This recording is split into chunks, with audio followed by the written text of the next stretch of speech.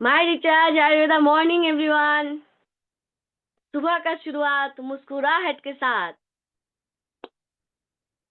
तो दोस्तों, आज का खास सेशन में आप सभी का हम स्वागत करते हैं। दोस्तों, क्या मेरी आवाज आप तक पहुंच पा रही है? अगर मेरी आवाज आप तक पहुंच पा रही है तो एक बार हाथ हिला दीजिए। क्या बात है, बहुत ही जबरदस्त। तो दोस्तों, आज हम लोग जानते हैं आज गुरुवार का दिन है। गुरुवार का दिन गुरु से सीखने का दिन है। उससे पहले हम आपसे कुछ खास बात करना चाह रहे हैं, जो कि है आज का जो हम लोग सीखने जा रहे हैं, उसके लिए हमारे पास डायरी और पेन साथ में रहना चाहिए और हमारे बैकग्राउंड का खास ध्यान रखना चाहिए।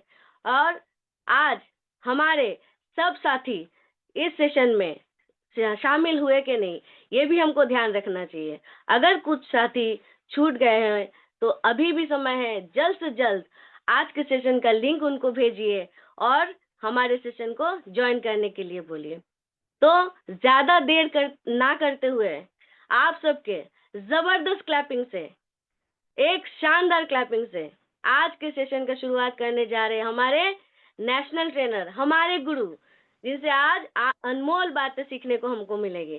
तो आज बुलाते हैं आप सभी के जबरदस्त क्लैपिंग से none other than our national trainer Mister Chetan Chavda sir को। Please welcome sir, please welcome. Thank you very much madam, बहुत बहुत धन्यवाद। चलिए आज की मीटिंग की शुरुआत करते हैं। माय रिचार्ज आयुर्वेदा मॉर्निंग आप सभी लोगों को खिलखिलाते मुस्कुराते हुए चेहरे।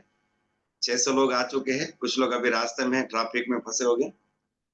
कोई जगह पे फॉग ज्यादा हो जाती है तो वहां पे गाड़ी रुक जाती है। चलिए कोई बात नहीं। लेकिन मैंने एक मीटिंग में बताया था कि भाई इंडिया में ऐसा ना लोगों का बिलीफ है कि जो लेट जाता है उसकी थोड़ी वैल्यू ज्यादा है, इसलिए कुछ लोग अभी आएंगे, 100-150 लोग और आएंगे। कोई बात नहीं। चलिए, तो हमेशा की तरह आज भी एक कहानी से शुरू करते हैं। क्या होता है, एक आदमी जो है ना, वो एक बार परेशान होके, जिंदगी से परेशान होके जंगल में चला गया। यार संसार में तो बहुत दिक्कत है, यहाँ पे तो बहुत प्रॉब्लम है, तो वो जंगल में चला गया। तो भागा भागा भागा भागा, फिर थक गया तो एक पेड़ के नीचे बैठा। अब किस्मत से वो जो पेड़ था वो कल्प वृक्ष था। कल्प वृक्ष क्या होता है कि जहाँ पे जिसके नीचे बैठ के जो भी कल्पना करते वो सारी सच हो जाती है। तो वो आदमी पेड़ के नीचे बैठा और बोलता है कि बहुत प्यास लगी है, अगर कहीं से थोड़ा पानी मिल जाए। तो अचानक से एक व्यक्ति सामने आ गया और पानी दे दिया। अब इसको इतनी प्यास लगी थी, इसने कुछ भी नहीं सोचा, वो पानी पीना शुरू कर दिया। पानी पिया, फिर बोलता है पानी तो पी लिया, लेकिन ऐसी कड़कड़ती भूख लगी है, अगर इस समय पे खाना मिल जाए। तो दूसरा एक आदमी आके उसको बढ़िया से खाना दे दिया, सारे व्यंजन, 56 भोग। वो तो देख के हैरान हो गया, लेकिन भूख इतनी थी, कुछ भी नहीं सोच रहा, एक के बाद एक चीज खाने लगा, खाने लगा, खाने लगा। बोलता है पानी मिल गया, खाने मिल गया, अभी अगर बढ़िया से सोने की सुविधा हो जाए तो सोने में सुगंध मिल जाए। तो अचानक से मखमल का गद्दा आ गया, एक बढ़िया सा पलंग आ गया। वो आदमी उसके ऊपर सो गया और सोते सोते सोच रहा है कि यार थोड़ा नृत्य हो जाए, आनंद हो जाए। तो 4-5 महिलाएं आ गई, कन्याएं आ गई, उसके सामने नृत्य करने लगी। अब ये आदमी, अब थोड़ा इसका दिमाग खुला, बोला ये इतने जंगल में, घने वन में, जहाँ पे एक इंसान का मिलना मुश्किल है, कोई पानी लेके आ गया, कोई खाना लेके आ गया, ये मखमल का गद्दा आ गया, ये लोग मेरे मनोरंजन के लिए नृत्य कर रहे हैं, ये सब कैसे हो गया? कहीं कोई भूत प्रेत तो नहीं है?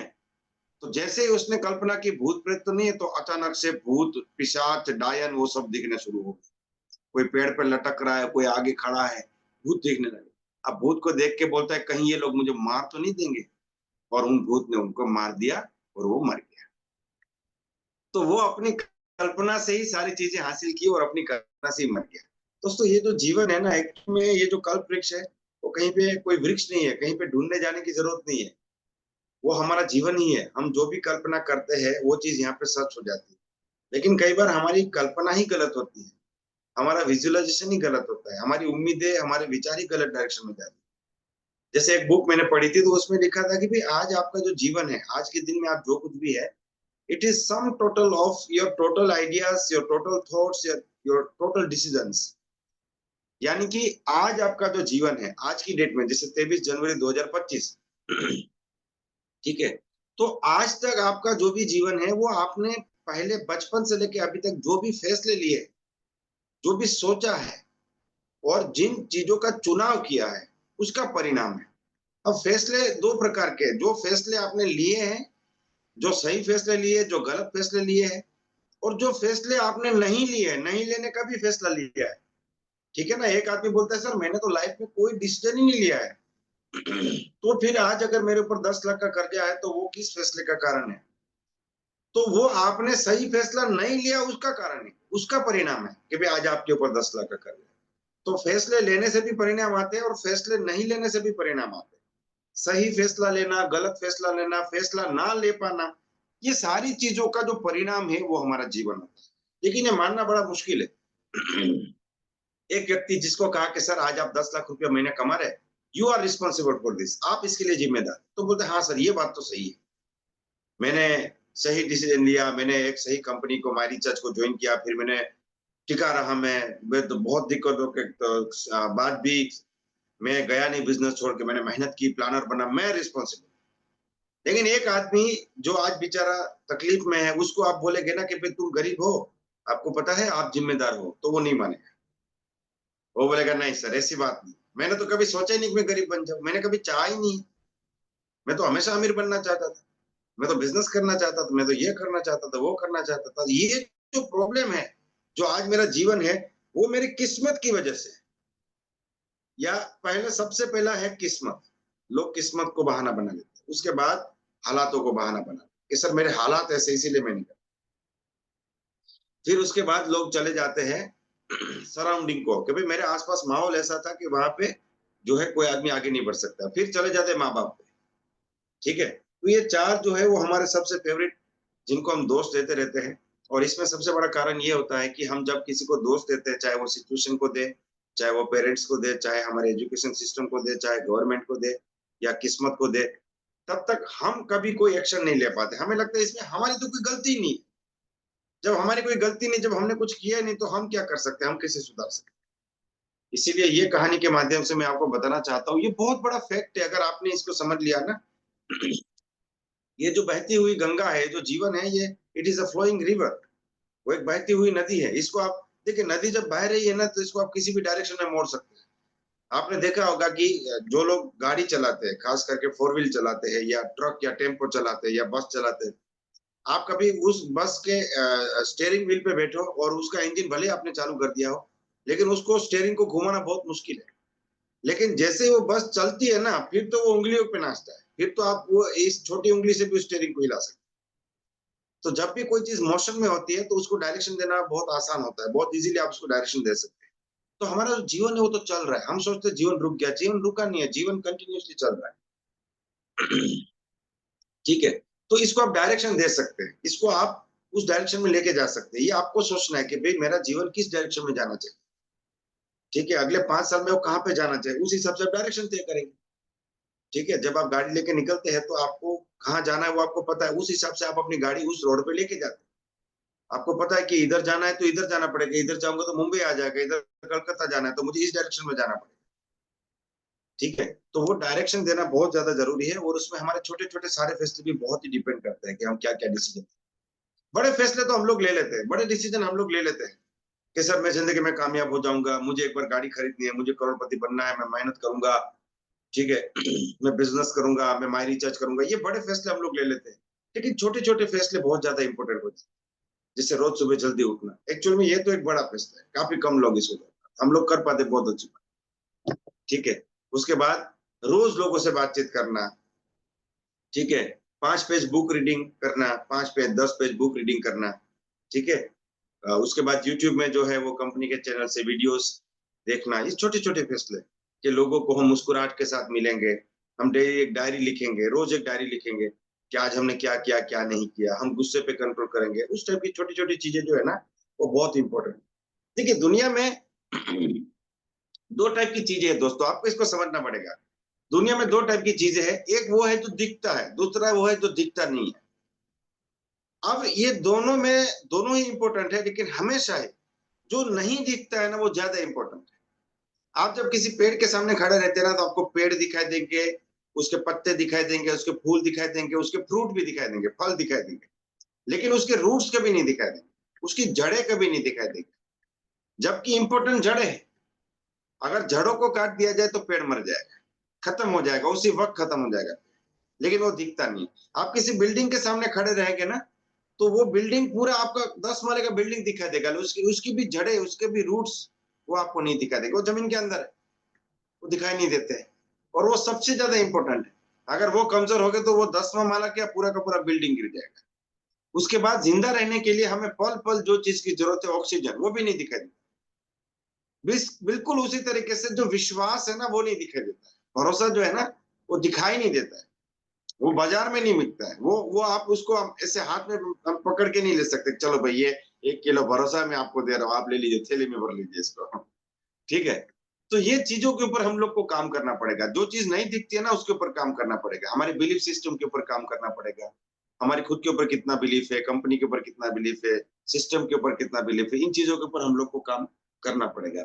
मैं आज आप लोगों के लिए एक बहुत ही शानदार पीपीटी लेके आया हूँ। बहुत समय पहले ये ट्रेनिंग में लगाता था। आज मैंने इसको खोजा है और उसमें 2 पॉइंट बहुत इंपॉर्टेंट है। एक हम बात करेंगे, दोनों ही पॉइंट इसी के ऊपर है कि भई नेटवर्क मार्केटिंग जो है उसका हमें क्यों करना चाहिए, उसका फ्यूचर क्या है? ये दोनों चीज़ों के ऊपर हम लोग यहाँ पे बातचीत करेंगे। मैं आपके सामने लेके आता हूँ इस पीपीटी को। ओके, मैं इसको शुरू से शुरू करूँगा। कुछ स्लाइड्स है मेरे पास यहाँ पे। ओके, तो आपको राखी विश्वास मैडम, आपको पीपीटी दिख रहा है? हाथ ऊपर कर दीजिए अगर आपको दिख रहा है तो। Okay, very good. ये एक व्यक्ति है जिसका नाम था जे पॉल गेटी। अभी शायद इस दुनिया में है कि नहीं मुझे आइडिया नहीं है, लेकिन इन्होंने एक बहुत ही शानदार बुक लिखी थी। ऐसा माना जाता है कि जे पॉल गेटी जो है ना, वो दुनिया का पहला अमीर आदमी था। दुनिया का पहला अमीर आदमी ऐसा माना जाता है कि भाई ये अमीरी की जब बात करते हैं ना, तो ये दुनिया का वेस्टर्न कल्चर में अगर हम बात करें, वेस्टर्न कल्चर की, अमेरिका और यूरोप उसकी अगर हम बात करें, तो इसको दुनिया का पहला अमीर आदमी माना जाता था। और इस आदमी ने एक बुक लिखी थी, हाउ टू बिकम रिच। ठीक है। और उस बुक में उसने 6 सिद्धांत बताए थे कि अगर किसी भी व्यक्ति को अमीर बनना है तो इन 6 सिद्धांतों को फॉलो करना पड़ेगा। वो 6 सिद्धांत मैं आज आप लोगों के सामने रखना चाहता हूँ। जिसमें सबसे पहला सिद्धांत उन्होंने बताया था कि वास्ट विजन। वास्ट विजन मतलब कि ये बोलता है कि अगर अमीर बनना है ना, तो अमीर बनने के लिए काम करो, भविष्य के लिए काम करो, आज के लिए काम मत करो। ये जो विजन है ना दोस्तों, देखिए, विजन का मतलब ये नहीं है कि भाई आपको आंखों से कैसे दिखता है, वो हो गया आपका फिजिकल विजन। लेकिन विजन जो हम अपने भविष्य को देखते हैं, अपनी कल्पनाओं में देखते हैं, उसको बोलते हैं मेंटल विजन। ठीक है। हमारी 2 प्रकार की आंख आंख आंख होती है। एक होती है आईज जो होती है, एक होती है हमारी फिजिकल, एक होती है मेंटल। अब फिजिकल जो आंख है ना, वो इस वक्त जैसे मैं अपने सामने जितनी चीजें है ना, उसको देख रहा हूँ। अब मेरे सर के पीछे अगर कुछ है तो मुझे नहीं दिखाई देगा वो। इसका बहुत ही लिमिटेड दायरा है इसका। ये बहुत ही लिमिटेड चीजें देख सकता है। अगर आप गूगल करके देखेंगे तो ये कुछ किलोमीटर तक दूर देख सकती है, उसके बाद नहीं दिख सकती। ठीक है।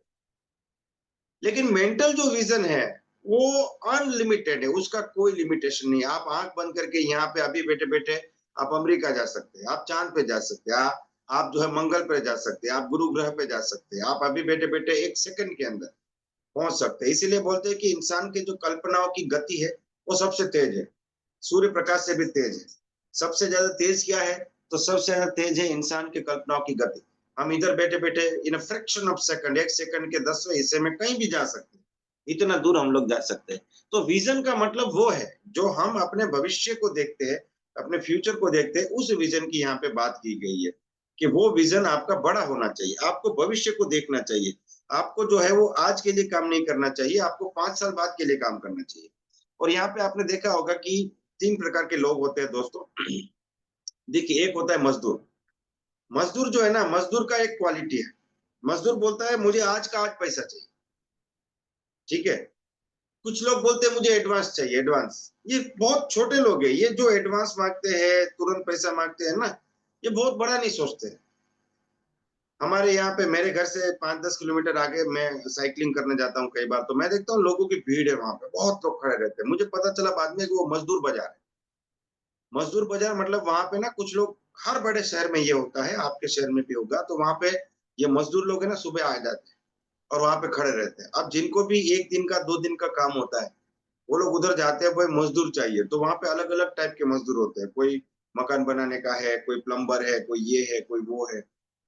तो आप वहीं पे डील होगी, भाई आपका काम क्या है, कितने घंटे का या कितने दिन का काम है, कितने लोग आपको चाहिए, किस प्रकार का लोग चाहिए, फिर आप कितना पैसा देंगे, वो सब कुछ वहां पे फाइनल होता है।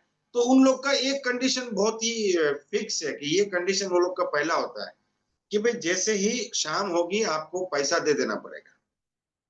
अगर 3 दिन का भी काम है ना, तो पैसा रोज देना पड़ेगा। ऐसा नहीं कि सोमवार को शुरू किया, बुधवार को खत्म होगा तो बुधवार को नहीं, पैसा रोज देना पड़ेगा।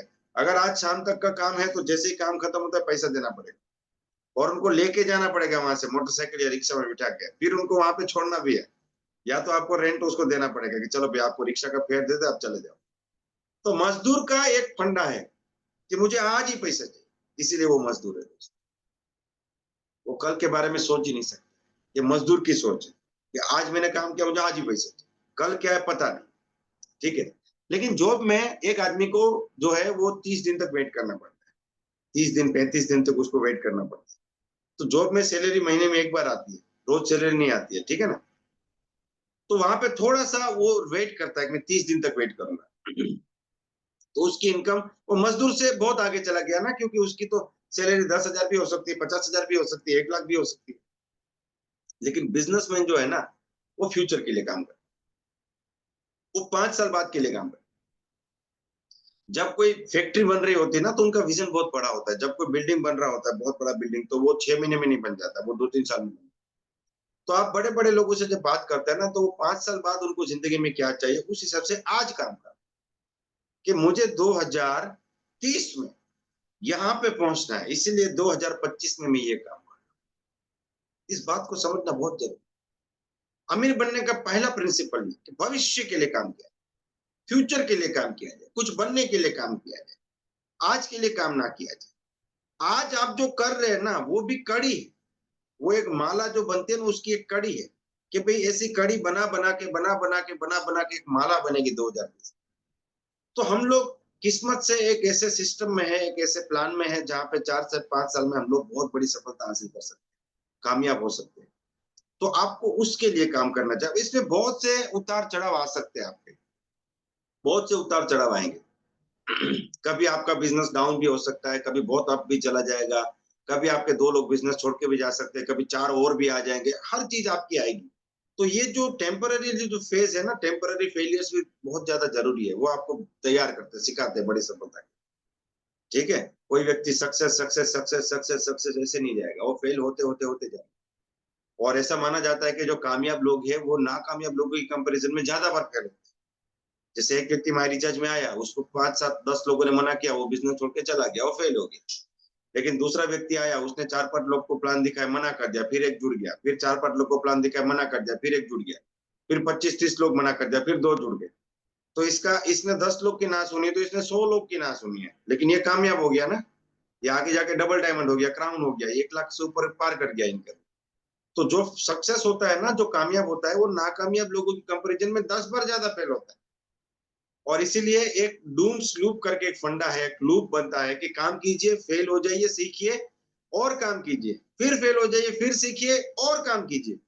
तो जितनी बार फेल होते उतनी बार सीखते, सीखते तो पहले से बेटर हो जाते। ठीक है, तो इसको लूप बोलते हैं। बोला जितना फास्ट इस लूप को आप चलाओगे ना, उतना ज्यादा आप तैयार होते जाओगे। बोलते हैं जिंदगी में कामयाब होने के लिए इंसान को सही फैसले लेने पड़ते हैं। और सही फैसले कहाँ से लेते हैं आदमी? अनुभव से लेते हैं। अनुभव कहाँ से मिलते हैं? गलत फैसलों से। तो देखिए ये कितना शानदार लूप है कि जब आदमी गलत फैसले करता है, तो वहां से अनुभव मिलता है, और उसी अनुभव के बेस पे वो अगला फैसला सही तरीके से ले पाए। तो ये क्लैरिटी बहुत जरूरी है। ये जब आप क्लियर हो जाएंगे ना कि भाई इससे कोई फर्क नहीं पड़ता है, कभी बिजनेस नहीं भी चलेगा, कभी लोग ना भी बोलेंगे, कभी सेटबैक भी आएगा, यही चीजें आपको तैयार कर। ठीक है ना। जब अच्छा समय होता है ना, अच्छा समय आपको पैसा देके जाता है, लेकिन बुरा समय ज्ञान देके जाता है, नॉलेज देके जाता है।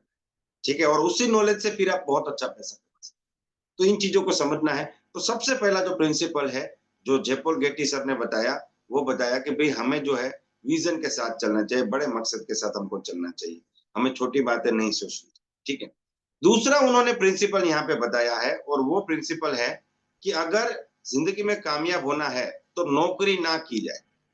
देखिए ये मैं नहीं बता रहा हूँ, ये गेट्टी साहब खुद बता रहे हैं। वो बोले नौकरी करो ही मत। अगर जिंदगी में अमीर बनना है तो नौकरी करो ही मत। बहुत ही शॉर्टकट में उन्होंने बता दिया। वो कोई ज्यादा चीज इस पे नहीं बताना चाहते।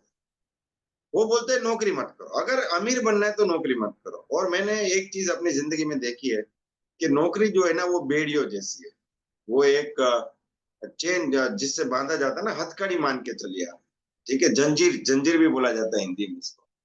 जंजीर से किसी को अगर बांध दिया जाए, वो जंजीर अगर सोने की भी होगी ना, तो वो कभी आभूषण नहीं बन सकती। वो आपका गहना कभी नहीं बन सकती। वो जंजीर ही रहेगी। अगर कोई बोला हम सोने की हथकड़ियों से आपको बांध देंगे, तो आपको फिर भी मंजूर नहीं है कि भाई आप मुझे बांधेंगे ना अल्टीमेटली तो, चाहे लोहे की हथकड़ी से बांधो या सोने की हथकड़ी से बांधो। आप उसको ऐसा करके फेसबुक में फोटो नहीं रखेंगे, देखिए मुझे सोने की हथकड़ी से पुलिस ने पकड़ा है। सोने की हथकड़ी है, भले मैं हिरासत में हूँ, आप ऐसा कभी नहीं बोलोगे। तो जो बंधन जो है, नौकरी का जो बंधन है, वो कभी भी आदमी को पसंद नहीं है, ठीक है ना? तो अगर अमीर बनना है तो उसको छोड़ना पड़ेगा। उसका बहुत सिंपल फंडामेंटल है कि भाई नौकरी का सिंपल मतलब है कि आप अपना समय, अपनी एनर्जी और अपना ज्ञान वो किसी और के पर्पस के लिए लगा रहे हैं। आप जिस कंपनी में जॉब कर रहे हो, उस कंपनी के पर्पस के लिए लगा रहे हैं। आप किसी और व्यक्ति के मकसद के लिए अपना जीवन भर का ज्ञान वहां पे लगा रहे हैं, अपने जीवन भर का अनुभव वहां पे लगा रहे हैं। ठीक है? और अगर आपको 20,000 रुपया सैलरी मिलता है, तो इसका सीधा मतलब है कि आप कंपनी में 2 लाख रुपए का काम करके दे रहे हैं। तब जाके आपको 20,000 रुपया सैलरी वो लोग देते हैं। तो 20,000 सैलरी है तो हम 2 लाख करने का 2 लाख कमाने का कैपेसिटी हमारे पास है। तो जब 2 लाख कमाने का कैपेसिटी है, तो हम लोग फिर क्यों नौकरी करें? लेकिन हाँ, जॉब छोड़ने का भी एक फंडा है। ऐसा नहीं है कि आज चेतन सर ने ज़ूम मीटिंग किया, चलो भई आज ही नौकरी छोड़ देता हूँ। कल मैंने माईरीचार्ज जॉइन किया, आज नौकरी छोड़ देता हूँ, ऐसा नहीं होता है। आपको जॉब छोड़ना है सही समय पे। एक मूवी आया था, बहुत ही शानदार मूवी था, आमिर खान का मूवी था, जो जीता वो सिकंदर। उस मूवी में ना साइक्लिंग की रेस होती है। मतलब उस मूवी में क्या होता है, ये लोग स्टूडेंट होते हैं, आमिर खान और उनका भाई, वो स्टूडेंट्स की मूवी है पूरी। तो उसमें लास्ट में एक रेस होती है और वो स्टूडेंट की जो रेस होती है उसमें आमिर खान मतलब कि जीतना चाहता है साइक्लिंग रेस। तो उसका भाई उसको बोलता है कि मैं जब तक तुझे तुझे नहीं बोलूंगा ना तब तक गियर नहीं बदलेगा। गियर वाली साइकिल थी उस रेस में उसके पास। तो पहले वो बहुत ताकत लगाता है, वो गियर बदलना चाहता है, लेकिन उसका भाई उसको मना करता है, इशारा करता है, नहीं नहीं। तो वो बहुत ताकत लगाता है, लेकिन दूसरे बच्चे तो आगे जा रहे हैं क्योंकि वो तो तुरंत से गियर बदल दिया। फिर लास्ट में जब लास्ट कुछ 100-200 मिनट बाकी होता है, तब ये इशारा करता है अब गियर बदलो। तो तब वो जब गियर बदलता है ना, तो वो सबसे क्रॉस करके आगे निकल जाता है। तो ये जो जिंदगी की जो रेस है, वो आपको सिर्फ साइकिल चलाने से नहीं जीतोगे, सही समय पे गियर बदलने से जीतोगे। ठीक है? तो आपको पार्ट टाइम से फुल टाइम पे कब जाना है, ये भी आपको सोचना होगा। जैसे मान लीजिए एक व्यक्ति बोलता है सर मैं पार्ट टाइम करता हूँ, मुझे फुल टाइम पे कब जाना है? तो मान लीजिए कि आपकी सैलरी 20,000 रुपया। अब यहाँ पे बहुत से फैक्टर मैटर करते हैं। मान लीजिए एक लड़का है जो बोलता है सर मैं अनमैरिड हूँ और मेरे पापा भी अच्छा कमाते हैं और मेरी नौकरी भी कोई खास नहीं है और मेरे ऊपर कोई लायबिलिटी नहीं है, तो मैं फुल टाइम करना चाहता हूँ। तो करो, कोई दिक्कत नहीं, करो, बिंदास करो। लेकिन दूसरा आदमी बोलता है सर मैं मैरिड हूँ, मेरे 2 बच्चे हैं, बच्चे स्कूल भी जाते हैं और मेरा घर जो है वो मैं 20,000 रुपया सैलरी है, उसी से मेरा घर चलता है। तो भाई आपको प्लान दिखाना आता है कि नहीं? नहीं सर मैं तो अभी सीख रहा हूँ। तो आप कल से अगर फुल टाइम आ गए तो सुबह शाम करोगे क्या? अभी तो आपको प्लान दिखाना भी नहीं आता। ठीक है? उसके बाद आपने थोड़ी बहुत टीम बनाई है क्या? नहीं सर कोई नहीं है। तो फिर आप किसके पीछे भागोगे? किसके साथ भागोगे? आप अपने लिस्ट पे तो भागोगे लेकिन आपके पास और लिस्ट पे तो नहीं है टीम का। ठीक है? लेकिन एक आदमी बोलता है सर मैं 20,000 रुपया नौकरी है मेरा और माई रिचार्ज से मैं पार्ट टाइम में 15-20,000 पे पहुंच गया हूँ। मैं अभी जो है रॉयल्टी रैंक पे भी पहुंच गया हूँ और मेरे साथ कई सारे लोग हैं जो काम कर रहे हैं और मैं पहुंच नहीं पा रहा हूँ और अभी मुझे कॉन्फिडेंस आ गया कि अगर मैं नौकरी को छोड़ दूंगा तो यहाँ पे मैं ज्यादा टाइम दूंगा और जितना टाइम है ना उससे ज्यादा मेरे पास काम भी है यहाँ। मतलब मुझे प्लान भी आता है, होम मीटिंग भी आता है, लोग करते भी है, मेरे पास लोग भी है। अगर मैं जॉब छोड़ूंगा तो घर पे नहीं बैठूंगा, मैं यहाँ पे बिजी हो जाऊंगा और अगर मैं जॉब छोड़ दूंगा तो यहाँ से मैं 20,000 को इनकम को जो है आने वाले टाइम में 1 लाख पे लेके जाऊंगा। तो ये हो गया सही टाइम। सही टाइम जो है जॉब छोड़ के बिजनेस में एंटर होने का। ठीक है? और एक एक व्यक्ति को मैं जानता हूँ, उन्होंने जॉब क्विट कर दी। उनकी सैलरी कुछ 12-15 हजार रुपया सैलरी थी और फिर माई रिचार्ज में भी वो 12-15 हजार पे पहुंच गया। ठीक है? वो अमेज़न में ये करते थे, कुरियर सर्विस था उनका। मतलब सुबह से निकल जाते थे और घर घर में जाके कुरियर डिलीवरी करते थे, तो वो कुछ 12-15 हजार रुपया कमाते थे।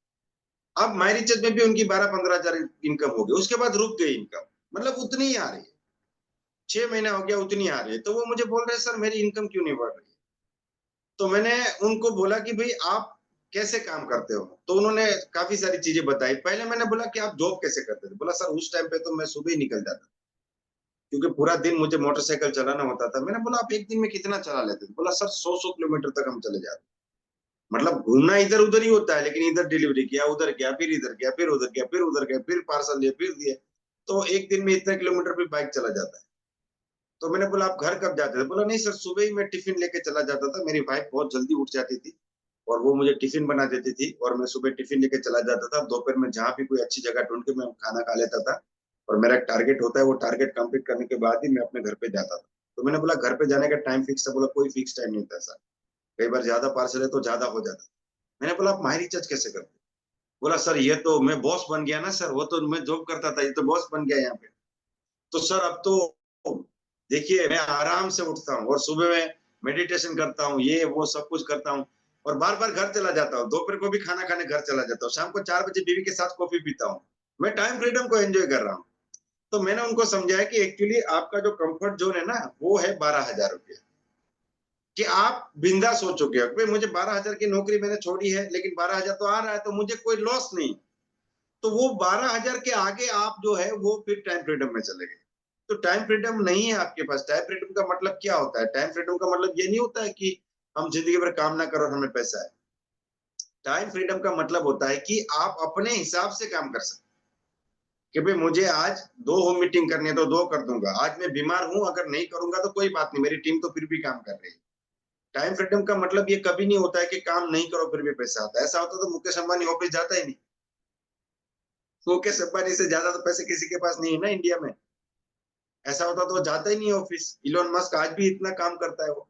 वो घर नहीं जाता इतना काम करता है वो। ठीक है? तो टाइम फ्रीडम वो गलत जिससे वो गलत डेफिनिशन ले लिया और उन्होंने क्या किया 12,000 के सामने 12,000 कमा लिया और वहाँ पे वो लोग रुक गए। तो ये नहीं होना चाहिए। ये आप लोग को इन चीज़ों को देखना है कि भई आप 12,000 छोड़ के आए तो आप उसके पीछे ज़ीरो लगाइए आप। और वहाँ पे अगर नौकरी के लिए अमेज़न के लिए लोगों को कुरियर टाइम पे देने के लिए आप इतने सीरियस थे, तो यहाँ तो आप अपने बच्चों का भविष्य बना रहे हैं ना, अपना भविष्य बना रहे हैं। तो यहाँ पे आपको कितना सीरियस होना चाहिए। तो जॉब जो है उसमें एक्चुअली यही होता है, जॉब में आदमी उतनी मेहनत करता है, ज़्यादातर केस में मैं आपको बता रहा हूँ, जॉब में आदमी उतनी मेहनत करना है जितने में उसको निकालना है और कंपनी उतनी सैलरी देते हैं जितने में वो जॉब छोड़ के ना चला जाए। ये एक बहुत ज़बरदस्त कॉम्पिटिशन चलता रहता है इसमें, ठीक है? तो जयपॉल गेट्टी साहब ये बोलते हैं कि नौकरी ना कीजिए। अगर आपको अमीर बनना है तो जो है नौकरी ना कीजिए। जॉब छोड़ दीजिए, आपको क्या करना चाहिए? फिर वो आगे बताते हैं, तीसरा प्रिंसिपल बताते हैं कि अगर आपको कामयाब होना है तो खुद का बिज़नेस कीजिए। छोटा ही सही लेकिन खुद का बिज़नेस कीजिए। अपने बिज़नेस को बढ़ाइए, अपना एक बेस बनाइए, खुद का बिज़नेस कीजिए, ठीक है? और चौथा प्रिंसिपल वो बहुत शानदार बताते हैं कि बिज़नेस कीजिए लेकिन जिसका ट्रेंड है ना वो बिज़नेस कीजिए। अब इसको अच्छे समझना बहुत ज़रूरी है। देखिए, एक है कि सर मैं सीडी ड्राइव का फैक्ट्री डालना चाहता हूँ। सीडी सीडी आता था पता है सीडी? वो लैपटॉप में सीडी ड्राइव आते थे, सीडी के ड्राइव आते थे, ठीक है?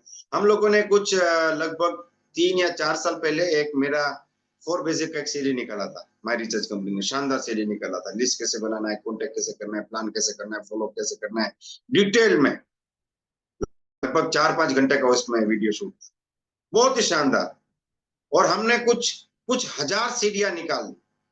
एमडी सर ने कुछ 5-6 हज़ार या उससे भी ज़्यादा सीडियाँ निकाली और वो गई भी, लेकिन वो बहुत रेजिस्टेंस हमें लगा कि ये लगभग 40-50 हज़ार सीडी चली जाएगी टीम में, लेकिन वो बड़ी मुश्किल से सीडी जा रही है। तो हमने जब देखा कि ऐसा क्यों है, तब हमें पता चला कि लोगों को सीडी लेने में कोई दिक्कत नहीं है, लेकिन सीडी प्लेयर ही नहीं है।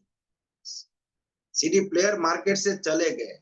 कोई आदमी बोलता है सर मेरे पास पुराना सीडी प्लेयर है, तो मैं उसमें देखता हूँ। कोई बोलता है सर मेरा सीडी प्लेयर जो है ना वो बिगड़ गया है, तो मैं बोला रिपेयर करा लो। बोला अभी कोई रिपेयर भी नहीं करता है इसको। इसको रिपेयर करने का ज़माना चला गया। हम रिपेयर करने जाते हैं, तो वो बोलते हैं इसको फेंक दो। बेचने जाते हैं तो वो ऐसे वज़न करते हैं किलो के हिसाब से, लोहे के हिसाब से, किलो के हिसाब से वज़न करते हैं। तो अभी आप देखिए लैपटॉप में भी नहीं आता, मेरे लैपटॉप में भी हाँ, इसमें भी नहीं। चला गया। क्यों? पेन ड्राइव आ गया ना, पेन ड्राइव आ गया, सीडी घूमने का सिस्टम चला गया। पहले जब आप कोई भी सॉफ्टवेयर खरीदते थे ना, तो उसकी एक छोटी सी सीडी आती थी वो इंस्टॉल करने के लिए।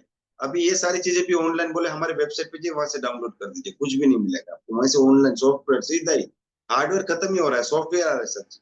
तो इस जमाने में अगर कोई सीडी का बिजनेस डालेगा तो क्या हो जाएगा? फेल हो जाएगा। आज के जमाने में कोई एसटीडी पीसीओ खोलेगा तो फेल हो जाएगा। ठीक है। आज आपको पता है डाकिया खत्म हो गया। वो एक गाना आता ना, डाकिया डाक लाया, डाकिया डाक लाया, वो डाकिया गया, कहीं डाकिया है ही नहीं। पहले लोग मामा को, चाचा को लेटर लिखते थे, 4 दिन 5 दिन बाद मिलता था, फिर वहां से 10 दिन बाद रिप्लाई आता था। अभी वीडियो कॉल करते फ्री में, मुफ्त में। जमाना चला गया। दोस्तों, आपको बताना चाहूंगा कि जब मोबाइल इंडस्ट्री अपने पीक पे थी, जब नई नई इंडस्ट्री और जबरदस्त चल रहा था, तब मोबाइल इंडस्ट्री का 50% शेयर था ब्लैकबेरी के पास। मतलब दुनिया में जितने भी मोबाइल बिकते थे, उसमें 50% मोबाइल जो ब्लैकबेरी के बिकते थे, और 49% बिकते थे नोकिया के। लेकिन उनके पास एक नया सिस्टम है, एंड्रॉइड। तो उन्होंने बोला ये सब बकवास है, हमें इनकी कोई जरूरत नहीं है, हमें ये नहीं चाहिए, एंड्रॉइड क्या होता है, नहीं चाहिए। तो फिर सैमसंग ने इसको अप्लाई किया कि चलो हम एंड्रॉइड फोन बनाना शुरू करते हैं। उस टाइम सैमसंग के पास, सैमसंग के फोन कोई लेता नहीं था, कोई उसको वैल्यू नहीं करता था।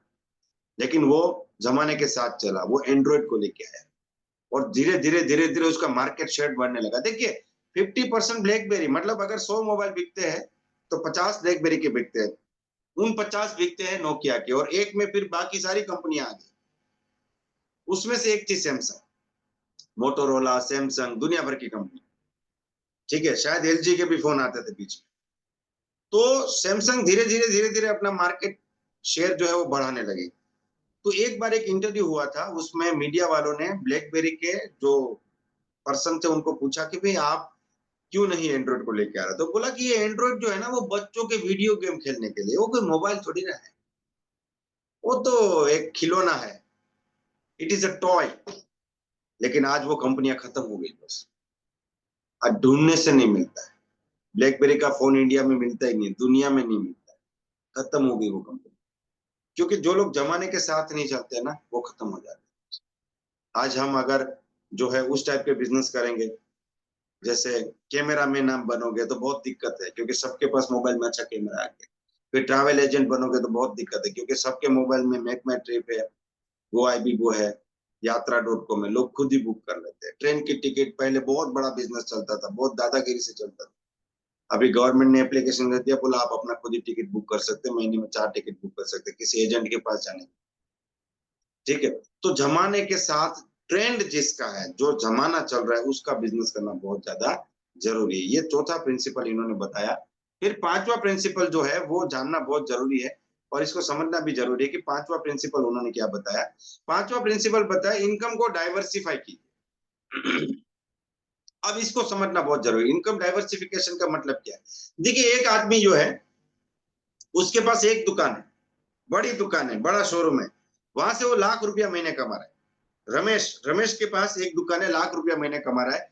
और सुरेश के पास 10 दुकान है, वो एक एक दुकान से 10-10 हजार रुपया कमा रहा है, उसकी भी इनकम लाख रुपया है। रमेश की इनकम लाख रुपया है, सुरेश की इनकम भी लाख रुपया है। लेकिन रमेश एक ही दुकान से कमाता है, सुरेश 10 दुकान से कमाता है। तो आपके हिसाब से अच्छा बिजनेसमैन कौन है, रमेश या सुरेश? जो भी जवाब देना चाहते हो हाथ ऊपर की। हाँ, अवधेश सिंह जी बता रहे हैं। अवधेश सिंह जी बताइए, कौन आपके हिसाब से, रमेश या सुरेश? अच्छा, ये लोग हैंड रेस कर रहे हैं ना, तो ये स्क्रीन शिफ्ट कर रहे हैं। मैं एक बार यहाँ से नाम, अवधेश सिंह जी का। हाँ हाँ सर, बताइए, आपके हिसाब से कौन बढ़िया बिजनेस कर रहा है? अनम्यूट करना पड़ेगा सर पहले। स्क्रीन पे अनम्यूट लिखा होगा, क्लिक कीजिए।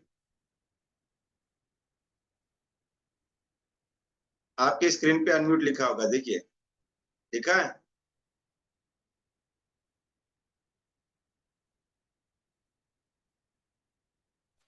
चलिए, हाँ हो गया सर, बताइए। रमेश के पास एक दुकान है, एक दुकान से 10 हजार, 1 लाख रुपया कमा रहा है। सुरेश के पास 10 दुकान है, उसका इनकम भी 1 लाख है। बढ़िया बिजनेस कौन कर रहा है? सुरेश। सुरेश कर रहा है। क्यों ऐसा? क्योंकि वो उसको लाभ तो 10 अधिक दुकान कमाएगा। देखना पड़ेगा। रमेश को तो एक ही दुकान का टेंशन लेना है, सुरेश को 10 दुकान का टेंशन लेना है। अगर वो 10 रुपया ही उसका बढ़ जाता है सर, तो वो हाँ 10 100 हो जाएगा अच्छा, और रमेश का 10 उतना ही रह जाएगा। 10 का 100 हो जाएगा। हाँ। चलिए बहुत बढ़िया। अवधेश सिंह सर जो है वो जबरदस्त मोटिवेटेड है, तो 100 दुकान पे चले गए। हाँ कविता मैडम आप बताइए। My teachers morning sir. हमारी चलिए। सुरेश सुरेश और रमेश रमेश जो 10 दुकान से इनकम कर रहे हैं, उनका बिजनेस में अगर अगर कोई दिक्कत आ जाए तो भी उनका इनकम कभी घटेगा नहीं। और सूरज जो एक ही दुकान से इनकम करती है, उनका अगर कोई बिजनेस में दिक्कत आ जाएगी तो इनके इनकम 0 हो सकते हैं। यही मेरे वेरी गुड, बहुत बढ़िया। आपका आंसर वही है, लेकिन आपने रीजन अच्छा बताया। देखिए हमें पहले लगता है कि भाई रमेश जो है उसके पास उसकी तो एक ही दुकान है, तो उसको एक ही दुकान का टेंशन लेना है, तो वो अच्छा बिजनेस करता है। लेकिन सुरेश को तो 10 दुकान का टेंशन लेना है, कितना हेडेक होगा। लेकिन दोस्तों डाइवर्सिफिकेशन मतलब आपका इनकम अलग अलग जगह से आना चाहिए, ठीक है। तो अगर रमेश का एक दुकान आज किसी कारण से बंद हो गया, तो उसकी इनकम आज के दिन 0 हो जाएगी।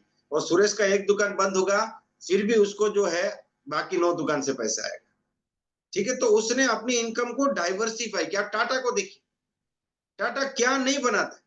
टाटा का सॉफ्टवेयर कंपनी है, टाटा ट्रक बनाता है, टाटा बस बनाता है, टाटा जो है नमक भी बनाता है, टाटा केमिकल का भी इतना बिजनेस है, टाटा स्टील का भी इतना बिजनेस है। बोलता है कि सुई से लेके हवाई जहाज, टाटा की अभी 2 से 3 एयरलाइन हो चुकी है। एयर इंडिया भी टाटा की हो चुकी है, एयर विस्तारा भी टाटा की हो चुकी है, ठीक है।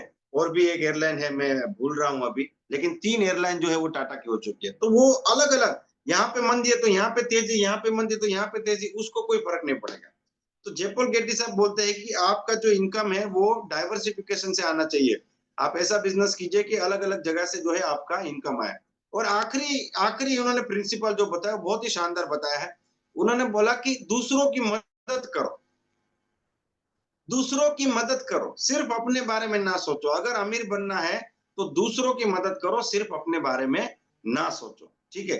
दूसरों की, आपका काम ऐसा होना चाहिए जिसमें आप दूसरों की मदद कर सके। तो ये एक आदमी था रैक रॉक, ठीक है। वो आदमी जो है वो अपनी जिंदगी से परेशान था, और वो आदमी जो था वो मरने के लिए जा रहा था कि मेरी लाइफ खत्म ही हो गई, मैं क्या करूं जिंदगी में, मैं अमीर नहीं बन पाया। और उसको कहीं से ये बुक हाथ में आ गई, तो उसने बोला यार मरने से पहले एक बार कोशिश करके देखते इस बुक में क्या लिखा है, अमीर कैसे बने। तो उसने क्या किया कि भाई चलो इस बुक में जो लिखा है मैं सब कुछ करूंगा। तो सबसे पहला नियम था कि भाई आप बड़े मकसद के लिए काम किया। तो उसने डिसाइड किया कि मैं अपनी जिंदगी के 10 साल यहाँ पे दूंगा। दूसरा था कि भाई आप नौकरी ना करें। तो उसने बोला ठीक है चलो नौकरी तो हमको करनी है। तीसरा था खुद का बिजनेस करें। तो बोला अब मैं बिजनेस करूंगा। चौथा उसने बोला कि बिजनेस विद ट्रेंड। तो उस टाइम पे अमेरिका में क्या ट्रेंड था कि अमेरिका में देखिए हम लोग का यहाँ पे क्या है कि भाई पर डे के हिसाब से काउंट किया जाता है कि भाई आप इस महीने 5 छुट्टी लगाई आपने तो 5 सैलरी कट जाएगा आपका, 5 दिन का सैलरी आपका कट जाएगा। लेकिन अमेरिका में ना आवरली सिस्टम है। वहां पे आपका जो पैसा आता है ना वो वर्किंग आवर के, भाई आज आपने 8 घंटे काम किया तो 8 घंटे का पैसा, 5 घंटा किया तो 5 घंटे का, 7 घंटा किया तो 7 घंटे का। वहां पे आवरली सिस्टम है। तो लोग क्या करते हैं सुबह ही घर से निकल जाते हैं, हस्बैंड वाइफ दोनों को ही काम करना पड़ता है। ऐसा नहीं है कि वाइफ घर संभालेगी हस्बैंड काम करेगा, ऐसा नहीं है। वहां पे दोनों को ही काम करना पड़ता है।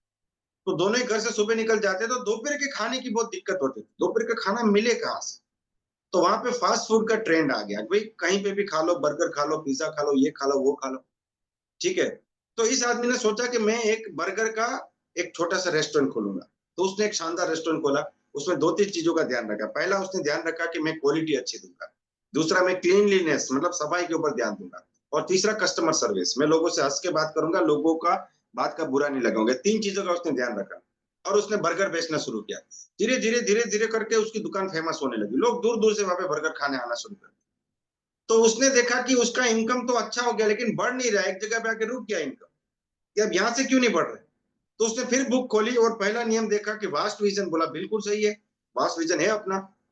दूसरा नौकरी, तो ये तो नौकरी नहीं खुद का बिजनेस है। तीसरा खुद का बिजनेस करो, ये भी सही है। चौथा बिजनेस विद ट्रेंड, ये भी सही है। लेकिन पांचवा था डाइवर्सिफिकेशन। उसने बोला मैं ये नहीं कर रहा। तो उसने क्या किया कि यहाँ से सबसे ज्यादा कहाँ से लोग आ रहे हैं, दूर से आ रहे हैं, वो कहाँ से, लोगों से पूछने लगा सर आप कहाँ से आ रहे हो, कहाँ से आ रहे हो। उसको पता चला 15 किलोमीटर दूर से लोग ज्यादा आ रहे हैं, एक जंक्शन है पूरा। उसने सोचा अब एक दुकान उधर भी खोलूंगा। डाइवर्सिफिकेशन करना पड़ेगा ना। तो एक दुकान उधर खोलूंगा मैं, तो उसने क्या किया, एक दुकान उधर खोल दिया। अभी उससे 15 किलोमीटर दूर एक दुकान और खोल दिया, 3 दुकान खोल दिया उसने, फिर एक दुकान और खोल दिया, 4 दुकान खोल दिया। अब क्या हुआ, बिजनेस लॉस में जा रहा है, क्योंकि जहां पे मालिक नहीं होता ना, वहां एम्प्लॉय मालिक बन जाता है।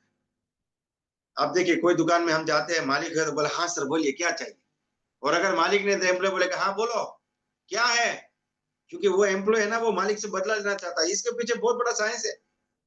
जब एम्प्लॉय मालिक को बोलता है ना सर मेरा 5,000 रुपये सैलरी बढ़ा दीजिए, और मालिक बोलता है कि तुझे जितने में रखा है ना वो भी ज्यादा है, तो एम्प्लॉय कुछ नहीं करता। वो जब कस्टमर आएगा ना तो उसका ईगो हर्ट कर देगा, क्योंकि उससे बिजनेस किसका खराब होगा, मालिक का खराब। तो इनडायरेक्टली वो मालिक को नुकसान करता है।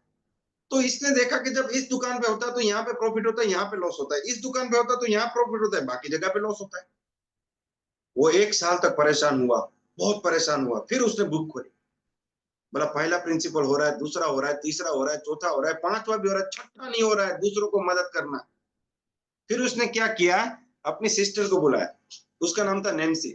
बोला नैन्सी, मैं तुम्हें मालिक बनाना चाहता हूँ, मैं तुम्हें ये बिजनेस का मालिक बनाना चाहता हूँ, ये दुकान पूरा तुम संभालो। तो नैन्सी बोलती है लेकिन मुझे कुछ नहीं आता। बोला मैं सब कुछ सिखाने को तैयार हूँ, मैं तुम्हें सिखाऊंगा, चिंता मत करो, मैं सिखाऊंगा, तुम सीखने को तैयार। बोला हाँ सीखने को तैयार। तो नैन्सी बोलती है कि लेकिन कैसे करेंगे, तो बोला पार्टनरशिप होगा हमारा। तो पार्टनरशिप का मतलब क्या होता है, 50-50, ठीक है। लेकिन नैन्सी को तो पूरा जिंदगी काम करना है, इसको तो एक बार सिखाना है, फिर काम तो उसको करना है। तो इसने पार्टनरशिप दिया 96% और 4%, मतलब जो भी इनकम होगा उसमें 96% किसको मिलेगा, नैन्सी को, और सिर्फ 4% मिलेगा रेक्रो। 4%, बोला सिर्फ 4% मेरा, 96% तुम्हारा। ये पूरा दुकान तुम चलाओगे, तुमको ही संभालना है, बोर्ड भी यही लगेगा, लोग इस बोर्ड को देख के आएंगे, सब कुछ हम आपको सिखाएंगे, आपको सिर्फ करना है, ठीक है। तो उसने, अब दुनिया समझती है तो पागल है, 4% इसको क्या मिलेगा, लेकिन अगर ये 100 दुकान खोल देगा तो इसको 400% मिलेगा, 1000 दुकान खोलेगा तो 4000% मिलेगा। और ऐसा करते करते करते इसने नैन्सी को अपना पार्टनर बनाया, फिर माइकल, फिर साइकिल, ऐसे करते करते करते आज इस दुनिया में इस आदमी ने, मेरे ख्याल से ये तो बहुत पुराना आंकड़ा है, लेकिन आज की डेट में इसने जो अपने पार्टनर बना लिए हैं, वो कितने बना लिए हैं हम देखते हैं। यहाँ पे 40,000 स्टोर है मैकडोनाल्ड्स जिसका नाम है, जहां पे आप जाते हैं। देखिए मैकडोनाल्ड कोई लाख रुपए का चीज नहीं बेच रहा है दोस्तों, आपको इस चीज को समझना है। मैकडोनाल्ड जो है वो क्या कर रहा है, कोई लाख रुपए का चीज नहीं बेच रहा है, वो सिर्फ 25 रुपए का बर्गर बेचता है, और 25 रुपए का बर्गर बेच के वो दुनिया के अमीर लोगों में आ गया। 25 रुपए का बर्गर, 40 रुपए का बर्गर, 100-150 रुपए का चीज, 100-150 रुपया कोई रुपया होता है क्या। लेकिन उसने इस प्रिंसिपल को यूज, नेटवर्क के पावर को यूज किया, और इस फंडामेंटल को फिर पूरी दुनिया ने कॉपी किया। ये जब सक्सेसफुल हो गया ना, उसके बाद एक नई जनरेशन पैदा हुई, लोगों को नेटवर्क का पावर समझ में आया कि दुनिया अगर जीतनी है तो नेटवर्क से जीता जा सकता। उसके बाद केएफसी ने इसको कॉपी किया और दुनिया भर में केएफसी के स्टोर खुले। फिर हर बड़े बिजनेसमैन ने इसको कॉपी किया, टाटा, बाटा, रिलायंस, रेमंड्स। देखिए रेमंड्स के कपड़ों के शोरूम का चेन बन गया, टाटा के गाड़ियों के शोरूम का चेंज बन गया, मारुति की गाड़ियों के शोरूम का चेंज बन गया, बाटा के जूतों के शोरूम का चेन बन गया, रेमंड्स के कपड़ों के शोरूम का चेन बन गया। उसके बाद डी मार्ट का चेन, वी मार्ट का चेन, कोलकाता बाजार का चेन, विशाल मेगा मार्ट का चेन, आइनॉक्स थिएटर का चेन, सिनेपोलिस का चेन, इन ऑर्बिट का चेन, इस्कॉन मॉल का चेन। हर बिजनेस फ्रेंचाइजी बिजनेस में आ गया, क्योंकि दुनिया को एक चीज समझ में आ गई कि दुनिया में सबसे पावरफुल कोई बिजनेस है तो वो है नेटवर्क का बिजनेस। सबका प्रोडक्ट अलग, टाटा का प्रोडक्ट अलग, बाटा का प्रोडक्ट अलग, ठीक है, रिलायंस का पेट्रोल पंप का नेटवर्क है, उसका प्रोडक्ट पेट्रोल है, सबका प्रोडक्ट अलग, लेकिन सबका फंडा एक ही है, और वो है डाइवर्सिफिकेशन, वो है नेटवर्क, लोगों को अपना पार्टनर, लोगों को अपना पार्टनर बनाओ। तो हम लोग इसको अप्लाई करके देखते हैं, हम लोग इसको देखते हैं कि क्या हम इन प्रिंसिपल्स को फॉलो कर रहे हैं क्या, ठीक है। तो हम एक बार इसको फिर से देखते हैं, पहले सिद्धांत से हम लोग जाएंगे, फर्स्ट प्रिंसिपल से जाएंगे कि हम जो माई रिसर्च कर रहे हैं तो क्या हम लोग इसको फॉलो कर रहे हैं क्या, ठीक है। पहला प्रिंसिपल है वास्ट विजन, तो हम तो अभी मीटिंग की शुरुआत में आपको बोला, मैं तो हर मीटिंग में बोलता हूँ 2030 के लिए काम करो, 2030 के लिए काम करो। ठीक है, तो हम आज के लिए काम नहीं कर रहे, हम तो अपने भविष्य बनाने के लिए काम कर रहे हैं, फ्यूचर के लिए काम कर रहे हैं, तो ये प्रिंसिपल हमारा अप्लाई हो रहा है। दूसरा हमने देखा नौकरी नहीं करना है, तो आप में से कोई भी माई रिसर्च का एम्प्लॉय नहीं है, आप सबके पास आईडी है, आप माई रिसर्च कंपनी के इंडिविजुअल बिजनेस पार्टनर है, आप तो नौकरी नहीं कर रहे हैं, खुद का बिजनेस करना तो बिल्कुल, ये तो आपका ही बिजनेस है, आपका एक आईडी नंबर है, आप लॉगिन करके देखते हैं आपका क्या बिजनेस हो रहा है, कितना बिजनेस हो रहा है, कितना पे आउट है, ये रूल भी आप फॉलो कर रहे हैं। बिजनेस विद ट्रेंड, तो आज के जमाने में नेटवर्क मार्केटिंग से बड़ा कोई ट्रेंड है ही नहीं। और इंडिया में अगर बात करें तो देखिए, पहला जो डिकेड था, अगर हम पिछले 15 साल की बात करें तो उसमें पहले जो 10 साल थे वो डिजिटल इंडिया के थे, जहां पे डिजिटल इंडिया की बात की जाती थी। कोविड के बाद 2020 के बाद पिछले जो 4 से 5 साल है और अगले जो 10 साल है, ये जो पूरा पीरियड है ये हेल्थी इंडिया का है। अभी हेल्थी इंडिया की हर व्यक्ति हेल्थ की बात कर रहा है, सरकार भी हेल्थ की बात कर रही है, हर व्यक्ति हेल्थ की बात कर रहा है। और हेल्थ में भी सबसे बड़ा जो ट्रेंड आया है दोस्तों, वो है आयुर्वेद का। तो हम लोग एकदम सटीक, एकदम ट्रेंड को लेके चल रहे हैं, मतलब ट्रेंड से भी आगे चल रहे हैं हम लोग, तो ये भी हमारा सेटिस्फाइड हो रहा है। फिर डाइवर्सिफिकेशन, ये भी हम लोग कर रहे हैं, क्योंकि आपकी इनकम सिर्फ आपके ऊपर डिपेंडेंट नहीं है, आपकी टीम में 10 लोग काम कर रहे हैं, तो वो 10 लोग जो है वहां से भी आपकी इनकम क्रिएट होती है। ठीक है, तो उसके बाद हमने देखा कि दूसरों को मदद, तो ये तो कर ही रहे, आप लोगों को प्लान करना, फॉलो करना, सब कुछ सिखा रहे। लेकिन आपने एक चीज देखा कि ये रेकरोक साहब जो है उन्होंने 40,000 दुकान खोल दी, लेकिन वो एक गलती कर गए। वो कौन सी गलती कर गए? उन्होंने लोगों को, मतलब उनके जो दुकानदार थे ना, जैसे आप मैकडोनाल्ड की अगर फ्रेंचाइजी लेते हैं तो आप वहां पे फ्रेंचाइजी होल्डर है, आप कंपनी के मालिक नहीं बने वहां पे, मतलब आप किसी को फ्रेंचाइजी नहीं दे सकते। आपने मैकडोनाल्ड की फ्रेंचाइजी ली, अब आप किसी को नहीं दे सकते। लेकिन अगर रेकरोक साहब ने ये फंडा निकाल दिया होता कि देखिए मुझे 4% से मतलब है, आप अपने डाउन में भी फ्रेंचाइजी खोल दीजिए, वहां से भी मुझे 4% आना चाहिए, तो आज ये 40,000 नहीं होती, आज ये 4 लाख होती या उससे भी ज्यादा होती शायद। आज गांव गांव तक मैकडोनल्ड जो पहुंच चुका होता, लेकिन वो उनको पता नहीं था क्योंकि वो बुक में लिखा नहीं था। ठीक है, लेकिन वो हम लोग को पता था, वो कुलारी सर को पता था, तो उन्होंने उस जो त्रुटि है उसको यहाँ पे खत्म कर दिया। वो एक जो वीकनेस थी उनको खत्म कर दिया, और वो प्राइवेट फ्रेंचाइजी सिस्टम था, लेकिन हम लोग जो है डायरेक्ट सेलिंग जो है, माई रिचार्ज जो है, ठीक है, ये प्राइवेट, वो कंपनी का फ्रेंचाइज सिस्टम, ये प्राइवेट फ्रेंचाइज सिस्टम कि आपने ज्वाइन किया, फिर आपने 2-4 लोग को ज्वाइन किया, वो भी दूसरों को ज्वाइन कर सकते, वो भी दूसरों को, वो भी और खोल सकते। और यहाँ पे फ्रेंचाइजी से मेरा मतलब है कि हमारा डिस्ट्रीब्यूटरशिप, ठीक है ना। फ्रेंचाइज का मतलब हमारा जो ट्रेडिशनल फ्रेंचाइज है उसकी भी बात नहीं कर रहा, हर व्यक्ति तो फ्रेंचाइज है, हर व्यक्ति जो प्लान दिखाता है, हर व्यक्ति जो प्रोडक्ट दिखाता है, वो हर व्यक्ति तो माई रिचार्ज का डिस्ट्रीब्यूटर है, हर व्यक्ति तो फ्रेंचाइज है। ठीक है, तो ये फंडामेंटल जो सीक्रेट है ना अमीर बनने का, वो कोई प्रोडक्ट नहीं है, सीक्रेट है तरीका, कि भाई आप क्या डिस्ट्रीब्यूशन सिस्टम से जा रहे हैं, और इस सिस्टम से आप जो छोटा सा 1 रुपए का जो पाउच खरीदते हैं ना शैम्पू का, वो जिस दुकान से खरीदते हैं ना, वो दुकान भी फ्रेंचाइज ही है एक्चुअली।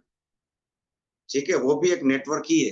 हर प्रोडक्ट, देखिए पहले लोग प्रोडक्ट के पास जाते थे, अभी प्रोडक्ट हमारे पास आ रहा है, तो हमारे पास आने का जो फंडा है वो ये सिंपल फंडा है, और यहाँ पे टाइम कंपाउंडिंग भी होता है, क्योंकि रेकरोक साहब ने देखा कि मेरी एक दुकान है, मैकडोनल्ड की एक दुकान है, वो सुबह शाम खुली रहती है, 10 घंटा खुली रहती है, तो उसमें बिजनेस कैसे बढ़ेगा? बिजनेस बढ़ने का एक सिंपल फंडा है, ज्यादा बर्गर बिकने चाहिए।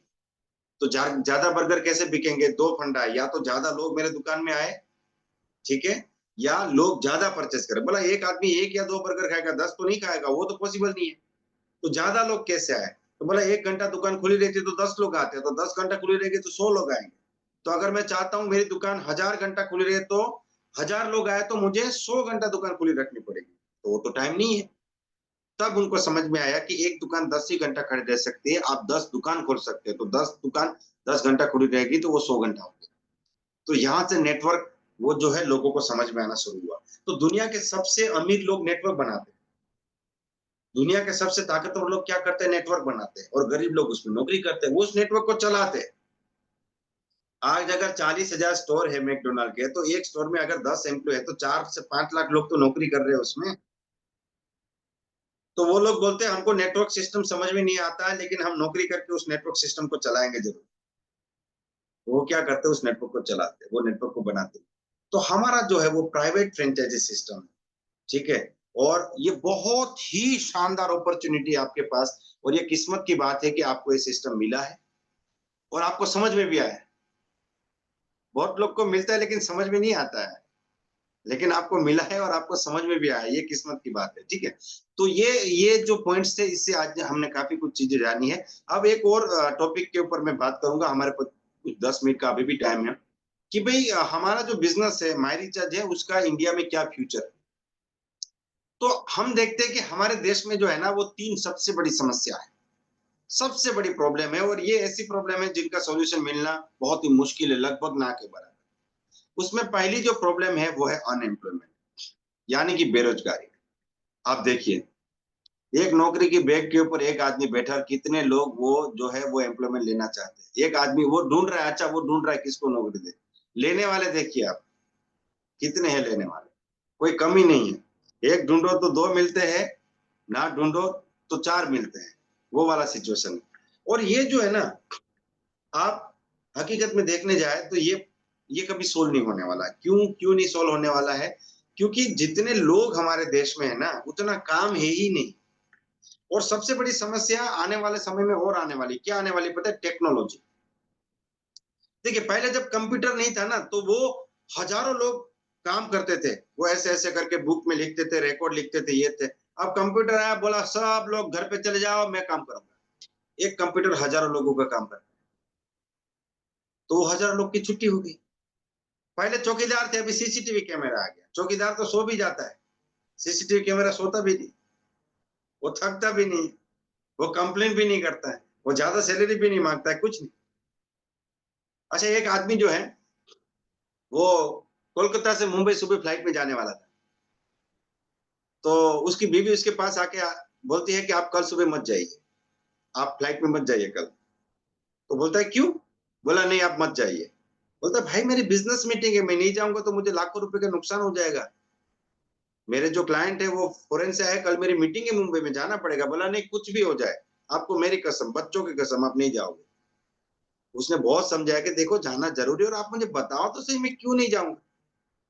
तो बोलता है हमारा जो चौकीदार है ना, उसने आके मुझे बोला कि उसने एक सपना देखा है कि आप जिस प्लेन में जा रहे हैं वो प्लेन क्रैश हो जाएगा और आप मर जाओगे, तो आप मत जाइए। तो वो हंसने लगा, बोलता है देखो ये तो सपना है। बोला वो है, ठीक है सपना, लेकिन मत जाइए, क्या होगा नुकसान, कोई बात नहीं, लेकिन आप मत जाइए। बहुत बहस हुई, 3 घंटा बहस हुई।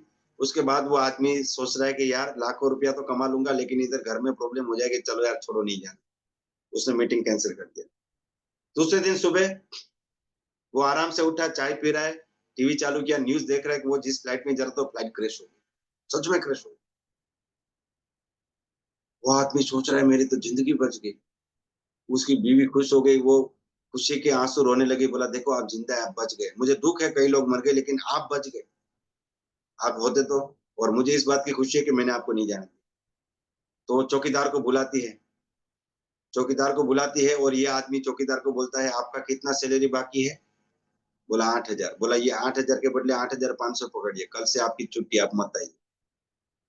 उसको नौकरी से निकाल दिया। अब आप लोग सोच रहे हैं कि ऐसा क्यों, जिस आदमी ने उसका जिंदगी बचाया उसको नौकरी से निकाल दिया, ऐसा क्यों? तो उसकी बीवी ने बोला आपने उसको नौकरी से क्यों निकाल दिया? तो बोलता है कि उसने, उसको कैसे पता चले फ्लाइट ये होने वाली है? बोला उसको सपना आया था।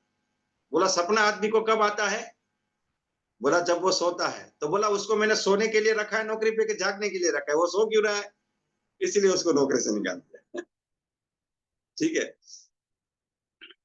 तो एम्प्लॉयमेंट जो है वो, मतलब बेरोजगारी की संख्या बढ़ने वाली है, क्योंकि आने वाला जो टाइम है ना, वो आर्टिफिशियल इंटेलिजेंस का है, हम सब लोग जानते हैं, टेक्नोलॉजी का है, रोबोटिक्स का है। मशीन सब कुछ करेंगे, सब कुछ मशीन करेंगे। पहले हम लाइब्रेरी में जाके मैप की बुक खरीदते थे, फिर मैप में जाके, आप गूगल मैप आ गया, इसमें मैप लगा दो, आपको कहीं भी जाना है किसी से पूछने की जरूरत नहीं, सीधा बोलता है आगे जाओ, राइट मुड़ जाओ, लेफ्ट मुड़ जाओ। अब आने वाले टाइम में तो गूगल मैप इतना अपडेट होने वाला है, वो आपको सब बताएगा। बोला यहाँ से राइट मुड़ जाओ, क्यों? आगे वो आदमी खड़ा है जिससे आपने पैसा उधार लिया है, उधर जाओ मत, वो पैसा मांगेगा, राइट मुड़ जाओ। इतना अपडेट हो जाएगा गूगल, सब बता देगा, किसका लोकेशन क्या है सब बता देगा वो, ठीक है ना। तो इससे क्या होगा, अनएम्प्लॉयमेंट और बढ़ने वाला है, नौकरियां कम होने वाली है, बहुत कम होने वाली है, हर जगह मशीन लेने वाला है। आपको पता है जो एकदम हाई टेक ऑपरेशंस जो होते हैं ना, वो रोबोट कर रहे हैं आज के जमाने में, जहां पे बहुत ही प्रिसीजन की जरूरत है, जहां पे गलती की कोई गुंजाइश नहीं है, रोबोट जो है वो ऑपरेशन भी करने लगे, डॉक्टर का काम रोबोट करने लगे, सॉफ्टवेयर डाल दिया कर रहा है काम। तो अनएम्प्लॉयमेंट जो है वो हमारे देश की सबसे बड़ी समस्या है, ठीक है, और वो समस्या जो है वो और बढ़ सकती है दोस्तों, क्योंकि उसका सबसे बड़ा कारण होगा टेक्नोलॉजी। दूसरा हमारा सबसे बड़ा जो समस्या है वो है महंगाई। आप देखिए, मुझे याद है 30 रुपए में पेट्रोल डलवाते थे मेरे पापा। मेरा बेटा मुझे बोलता है कि आप जब स्कूल जाते थे तो आपको कितना देते थे, मैं बोला 2 रुपया। वो 2 रुपये में दाबेली खाता था, 1 रुपया 2 रुपया, ठीक है, 1 रुपए में 20 चॉकलेट आती है छोटी छोटी, अभी 20 रुपए में भी कुछ नहीं हाथ में आएगा। तो ये महंगाई, ये तो बढ़ने वाला है। 1940 में जो है 10 रुपए में घर चलता था, 1940 में कितने में, 10 रुपए में।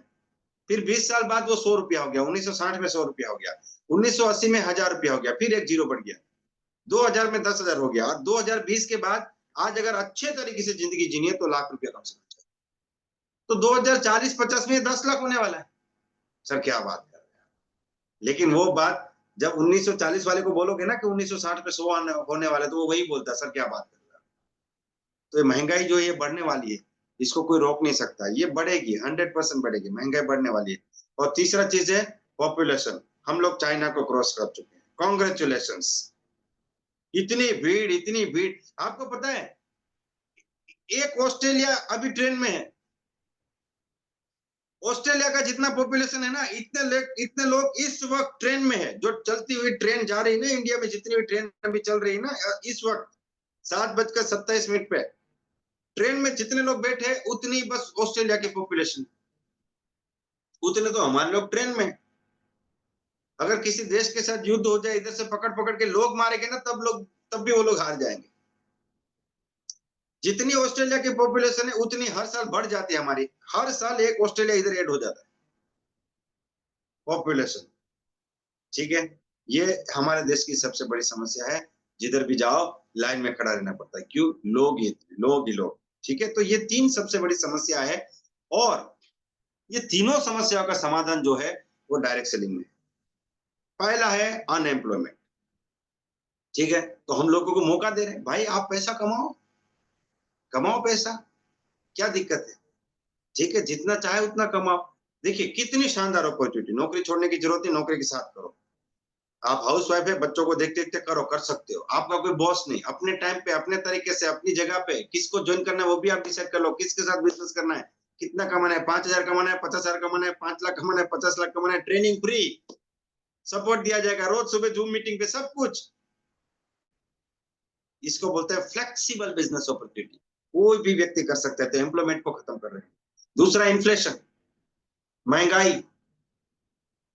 बहुत महंगाई। लेकिन दोस्तों आज हिंदुस्तान एक गरीब देश है, लेकिन माई रिचार्ज करने वाले तो अमीर है, लाख रुपया, 2 लाख रुपया, 5 लाख रुपया, 10 लाख रुपया, ठीक है। तो आप यहाँ पे जो है इन्फ्लेशन का कोई आप समाधान दे रहे लोगों को, भाई महंगाई कोई बात नहीं, दुनिया में कोई भी चीज महंगी नहीं होती है, हमारी इनकम कम होती है। अगर आपकी इनकम 3 लाख रुपया हो जाएगी ना, तो जो चीज आपको महंगी लगती है आपको सस्ती लगने लगेगी, बोले तो बहुत सस्ता है। तो हम लोगों को मौका दे रहे को अपनी इनकम को बढ़ाए, तो यहाँ पे महंगाई खत्म हो जाएगी, ठीक है। और तीसरी जो समस्या है वो है पॉपुलेशन, तो अच्छी बात है, ज्यादा लोग जुड़ेंगे तो ज्यादा लोग को कांटेक्ट करेंगे, ज्यादा लोग को प्लान दिखेंगे, अपॉर्चुनिटी ज्यादा मिलेगी हमें, अच्छी बात है ना। 2010 में मैं मॉरिशस गया था, फर्स्ट टाइम 2010 में गया था, तो मैंने देखा मॉरिशस में एक आदमी मुझे बोलता है, उधर हिंदी सब लोग बोलते हैं, Hindi is the third language, वहां पे तीसरा लैंग्वेज हिंदी, बहुत लोग हैं हमारे इंडियंस बहुत है। मुझे बोलता है कि आपको पूरा कंट्री घुमा देता हूँ। मैं बोला कितने दिन लगे, बोला 4 घंटे। वो एक बोट लिया और पूरा टापू है, 4 घंटे में तो पूरा चक्कर लगा दिया, उसमें 3 जगह पे रुक के हम चाय भी पिए। मैंने बोला कितना पॉपुलेशन है, बोला 10 लाख, पूरे देश का 10 लाख।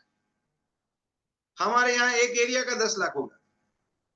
हमारे यहाँ देखिए हिंदुस्तान के 140 करोड़ पॉपुलेशन है, 150 देश हमारे देश में है। अच्छी बात है, आपका लिस्ट कभी खत्म नहीं होगा, कॉन्टेक्ट कभी खत्म नहीं होगा, और लोग को जोड़ेंगे, 10 लेख खोल सकते हैं, 12 लेख खोल सकते हैं, सभी लेख में लोग आगे बढ़ जाएंगे। तो ये जो 3 प्रॉब्लम है ना, वो एक्चुअली 3 अपॉर्चुनिटी है। लोगों के पास एम्प्लॉयमेंट नहीं है तो हमारा बिजनेस हम उनको दे सकते हैं, लोगों को महंगाई बढ़ रही है तो हम उनको इनकम करने के लिए एक अपॉर्चुनिटी दे रहे हैं, और ज्यादा लोग है तो हम ज्यादा लोग को प्लान दिखा सकते हैं और अच्छे से बिजनेस कर सकते हैं। तो ये 3 ऐसी समस्या है जो हमारे लिए एक वरदान बन जाती है और हम अपने बिजनेस को बहुत अच्छे तरीके से कर सकते हैं।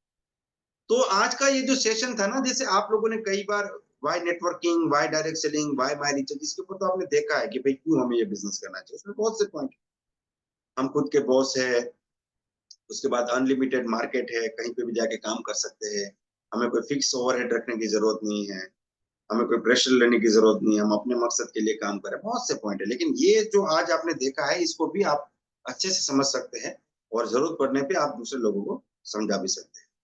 तो दोस्तों 7:31 हो चुका है, समय हमें अलाउ नहीं करता आगे जाने के लिए, और आज की मीटिंग में रिक्ता मैडम ने बहुत ही शानदार होस्टिंग किया, उनका धन्यवाद। किशोर जी मेरे बैकअप में थे, उनका भी धन्यवाद, और आप सभी लोगों का धन्यवाद जिन्होंने आज इस मीटिंग को सक्सेसफुल बनाया। कल मिलते हैं 6:30 बजे, क्योंकि जो सीखेगा वो जीतेगा। Wish you all the best, be the best, my recharge is the best. जय माय रिचार्ज, जय अरविंदा।